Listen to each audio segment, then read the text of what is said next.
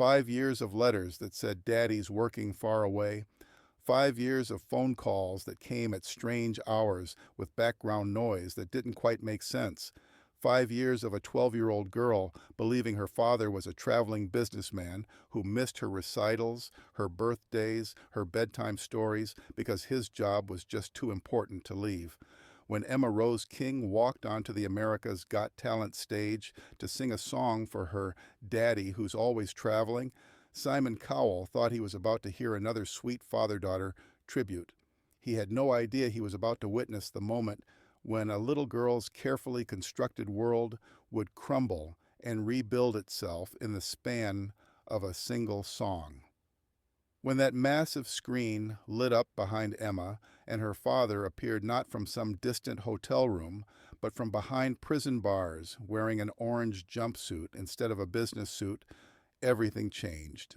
This wasn't just a performance anymore. This was the most public revelation of a family secret that anyone had ever witnessed. And what happened next would prove that love really can survive anything, even the truth. Let me take you back to the moment before Emma Rose King discovered that sometimes the people we love most are the ones carrying the heaviest secrets. It was Wednesday evening at the Dolby Theater in Los Angeles, and America's Got Talent was in the middle of what would become its most emotionally complex season yet. The familiar energy buzzed through the venue, 3,400 audience members filling the red velvet seats, bright stage lights creating that magical AGT atmosphere, and the anticipation that comes with live television. Simon Cowell sat at the judges' table in his signature black t-shirt and perfectly tailored blazer, but tonight there was something different in his expression. The producers had briefed him about this particular performance, and he knew it was going to be emotionally challenging, though he had no idea just how challenging. Sofia Vergara was unusually quiet, having been told only that tonight's performance involved a family separation that the contestant didn't fully understand. Heidi Klum and Howie Mandel were both subdued, knowing they were about to witness something that would test every assumption they had about what was appropriate for a talent show. Terry Crews had spent extra time preparing for this introduction, understanding that he was about to facilitate something unprecedented in television history. The evening had already been emotional. A young dancer had overcome stage fright, an elderly woman had sung for her late husband, and a group of friends had celebrated surviving a car accident together. But what was about to happen would transcend all of it. Backstage, Emma Rose King sat in the contestant waiting area, her legs swinging from the chair that was too big for her small frame. At 12 years old, she had the kind of innocent confidence that comes from being loved completely, even when that love comes with complications she couldn't understand. Beside her sat her grandmother, Margaret King, a woman who had spent 5 years carefully constructing a story that would protect her granddaughter from a truth that seemed too heavy for a child to carry. "Are you excited to sing for Daddy?" Margaret asked, her voice carefully steady, despite the knot of anxiety in her stomach. "So excited, Grandma Maggie," Emma replied, her face lighting up with the joy that always appeared when she talked about her father. "Do you think he'll be able to watch from his hotel? I know his work meetings are really important, but maybe he can take a break?" Margaret's heart broke a little more, as it did every time Emma asked about her father's work. For 5 years, she had maintained the fiction that James King was a traveling salesman, always on the road, always in important meetings that kept him from being home. It was easier than explaining that Daddy was in state prison, serving time for armed robbery, missing his daughter's childhood because of choices that had seemed reasonable when he was desperate and addicted and convinced he had no other options. I think Daddy will find a way to watch," Margaret said carefully. "He loves hearing you sing more than anything in the world." That much, at least, was completely true. James King, inmate RAR 47291 at Riverside State Correctional Facility, had never missed one of Emma's recordings that Margaret smuggled to him during visitation. He had every school photo taped to his cell wall, every report card filed carefully in a folder he kept under his bunk. He wrote her letters twice a week, crafting stories about business trips and client meetings, describing hotel rooms that were actually cell blocks and restaurants that were actually prison cafeterias. The plan for tonight had been Margaret's idea, proposed to the AGT producers after Emma's audition tape had gone viral. Emma thought she was going to sing for the cameras, hoping her father might see it eventually. She had no idea that the producers had arranged for James to call in via video link from prison, that she was about to see her father for the first time in 5 years, that the truth she'd been protected from was about to reveal itself in front of millions of viewers. "Emma King," called Maria, one of the production assistants, her voice unusually gentle. "You're on in 2 minutes." Emma jumped up, smoothing down the white dress with pink flowers that Margaret had bought specially for this day. It was Emma's favorite, the kind of dress that made her feel pretty and confident and ready to take on the world. "Remember what we practiced," Margaret said, kneeling down to look her granddaughter in the eyes. "Sing from your heart, like you always do when you're thinking about Daddy." Emma nodded enthusiastically. "I'm going to sing so beautifully that Daddy will hear it wherever he is and know how much I love him." Margaret hugged her granddaughter tightly, knowing that in a few minutes everything about Emma's understanding of her father would change forever. "Whatever happens tonight, baby girl," Margaret whispered, "remember that your daddy loves you more than anything in this world. Sometimes grown-ups make mistakes, but that doesn't change how much they love their children." Emma pulled back, looking confused. "Why would something happen, Grandma Maggie? I'm just singing." "You're right, sweetheart. You're just singing. The most beautiful singing in the world." Terry Crew's voice boomed across the theater. "Ladies and gentlemen, please welcome Emma Rose King." The curtain rose, and Emma walked onto the stage with the confident skip that only 12-year-olds could manage. The audience's immediate reaction was one of collective awe. Emma was exactly the kind of adorable, talented child that AGT audiences loved. She waved enthusiastically at the crowd, her smile so genuine and bright that it was impossible not to smile back. Simon leaned forward, studying Emma with the mixture of curiosity and caution that came from knowing this performance was going to be more complicated than it appeared. "Good evening, sweetheart," Terry said warmly as Emma reached center stage. "What's your name?" "My name is Emma Rose King, and I'm 12 years old," she replied with the kind of enthusiasm that made everyone in the theater feel a little brighter. "And where are you from, Emma?" "I'm from Phoenix, Arizona, where it's really hot, but we have the most beautiful sunsets." "So tell us, Emma, why are you here tonight?" Emma's expression became more serious, more purposeful. "I'm here to sing a song for my daddy. He travels a lot for work, so he misses a lot of my performances at school and stuff, but tonight I want to sing something really special for him, wherever he is." The audience made sympathetic sounds, charmed by this little girl's devotion to her absent father.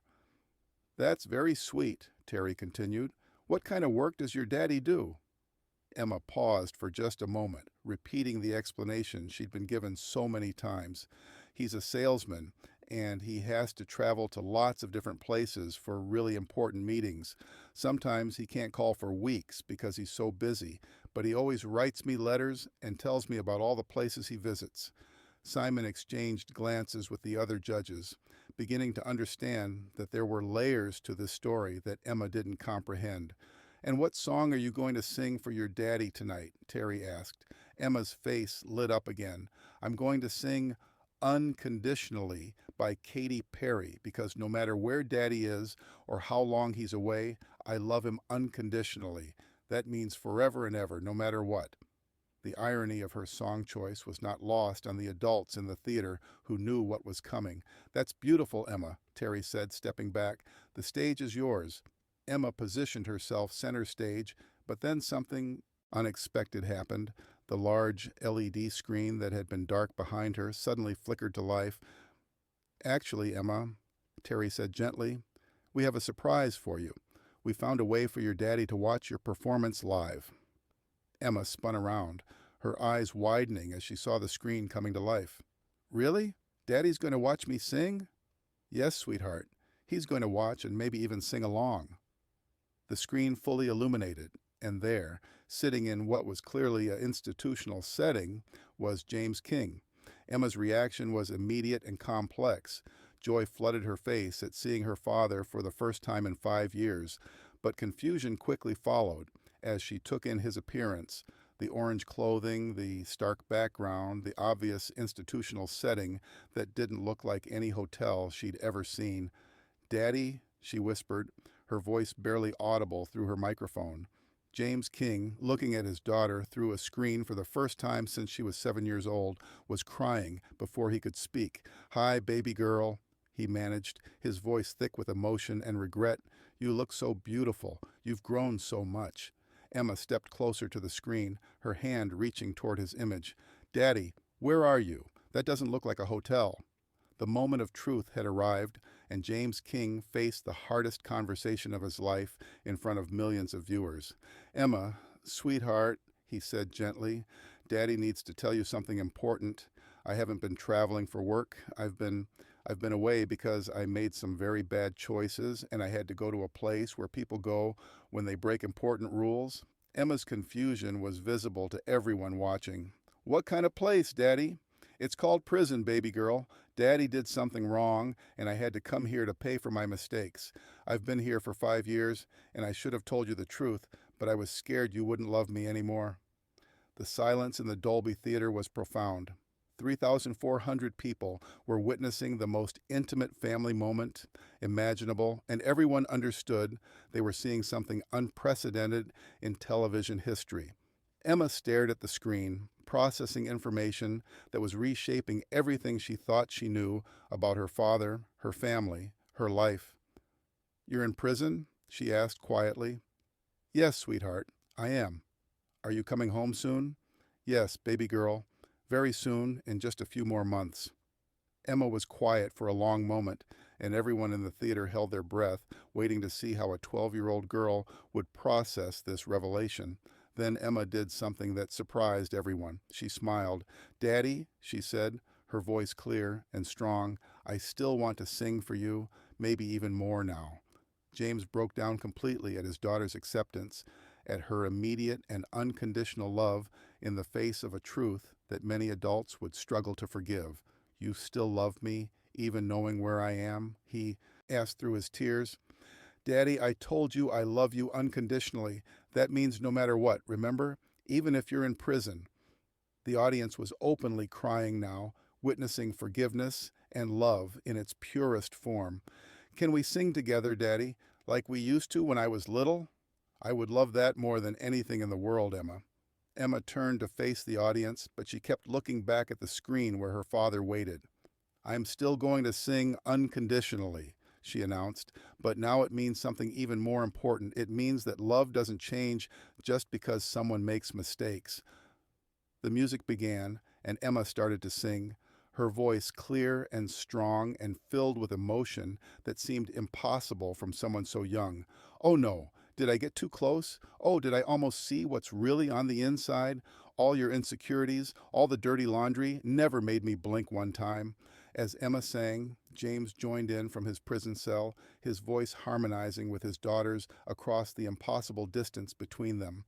"Unconditional. Unconditionally, I will love you unconditionally. There is no fear now. Let go and just be free. I will love you unconditionally." The duet that followed was unlike anything in AGT history. It wasn't just a performance.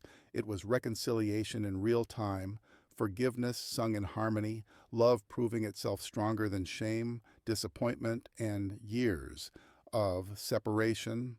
Simon Cowell sat completely motionless at the judge's table, tears streaming down his face as he witnessed something that transcended entertainment and entered the realm of the sacred.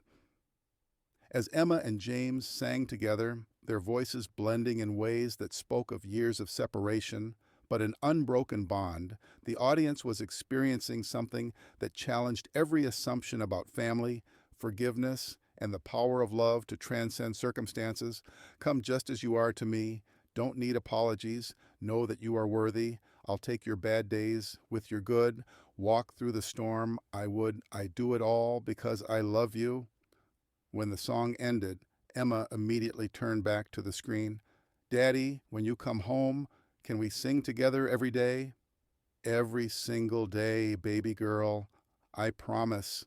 And Daddy, I'm not mad that you didn't tell me the truth, but can you promise not to keep secrets anymore? I promise, Emma. No more secrets, ever. The silence that followed was broken only by the sound of an entire theater crying. Simon finally found his voice, but when he spoke, it was barely above a whisper. Emma, he said, and had to pause to collect himself. James, I don't know what to say. He stood up from his chair, something he rarely did during critiques. What we just witnessed wasn't just a performance. What we just witnessed was the most powerful demonstration of unconditional love that I have ever seen. Simon turned to address the audience, his voice growing stronger with conviction. Emma, you just taught every person in this theater and everyone watching at home something that most adults never learn. You taught us that love isn't conditional on someone being perfect. Love isn't something you withdraw when someone disappoints you. Love is exactly what you just showed us, unconditional, forgiving, and strong enough to survive anything. He looked back at the screen where James was still visible. And James, what your daughter just gave you is the greatest gift anyone could ever receive. She gave you forgiveness before you even asked for it. She gave you love, despite your mistakes. She gave you hope for your future together. Simon walked toward the golden buzzer, but then he stopped. Actually, he said, what just happened here? This demonstration of family love, of forgiveness, of the power of truth and acceptance. This deserves recognition from all of us. All four judges stood up and walked to their golden buzzers. Emma and James King, Simon announced, you have just shown us something more valuable than any talent. You've shown us what unconditional love looks like, what real family means, and what happens when truth and love meet each other. All four judges pressed their buzzers simultaneously. Golden confetti exploded from the ceiling, but this time it felt like a blessing, like recognition of something sacred that had just occurred on a stage meant for entertainment, but had become a place of healing. Through all the falling gold, Emma turned back to the screen one more time. Daddy, did you see? We won. We've already won, baby girl, James replied. We won the moment you chose to love me anyway. 3 months later, James King was released from prison 2 months early for exemplary behavior. Emma was there at the prison gates, holding a sign that read, Welcome home, Daddy, and wearing the same white dress with pink flowers she had worn on AGT. Their reunion was private this time, but no less powerful. James knelt down and held his daughter for the first time in 5 years, and Emma whispered, I told you I'd love you unconditionally, Daddy. I meant it. James kept every promise he made to Emma that night. He never kept another secret, never missed another performance, and sang with her every single day. He also became an advocate for prison reform and programs that help incarcerated parents maintain relationships with their children.